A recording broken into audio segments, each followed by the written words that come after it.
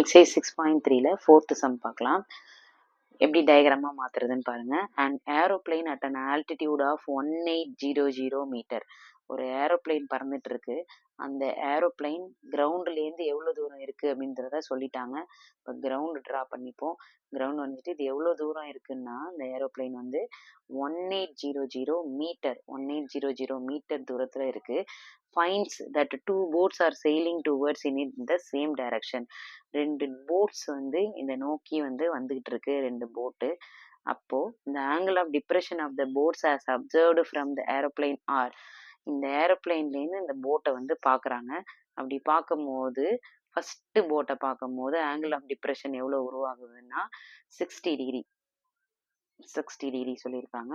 அதே மாதிரி செகண்ட் போட்டை பார்க்கும்போது ஆங்கிள் ஆஃப் டிப்ரெஷன் எவ்வளோ உருவாகுதுன்னா 30 டிகிரி அப்படின்னு சொல்லியிருக்காங்க. இது 30 டிகிரி அப்படின்னு சொல்லி மார்க் பண்ணிக்கணும். இது 60, இது 30. Find the distance between two boats. அந்த போட்டு ரெண்டு போட்டுக்கும் இடைப்பட்ட தூரத்தை கண்டுபிடிங்க அப்படின்னு சொல்லியிருக்காங்க. இதுலேருந்து இது எவ்வளோ தூரம், இந்த ரெஃபரன்ஸ் ஹைட் ஆஃப் த ஏரோப்ளைன்லேருந்து இது எவ்வளோ தூரம் அப்படின்றது நமக்கு தெரியாது. ஸோ இதை எக்ஸ்ன்னு வச்சுப்போம், இதை ஒய் அப்படின்னு சொல்லி வச்சுப்போம். இது 60 டிகிரி, இது 60 டிகிரி அப்படின்னா இந்த லைன் ஃபுல்லாக கம்ப்ளீட் ஆகும்போது இது 60 டிகிரியாக இருந்திருக்கும். இது 30 டிகிரினா இது ஃபுல்லாக கம்ப்ளீட் ஆகும்போது இங்கேயும் 30 டிகிரியாக இருந்திருக்கும். ஸோ நம்ம என்ன பண்ணணும், ரெண்டு ரைட் ஆங்கிள் ட்ரையாங்கிள் நமக்கு ஃபார்ம் ஆயிருக்கு.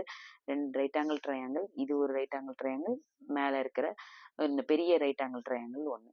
கரெக்டாக? இது 90.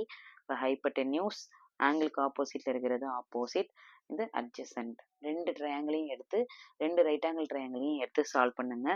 நம்ம hero formula tan θ = opposite divide by அட்ஜசன்ட்டை யூஸ் பண்ணி சால்வ் பண்ண வேண்டியதான். தேங்க்யூ.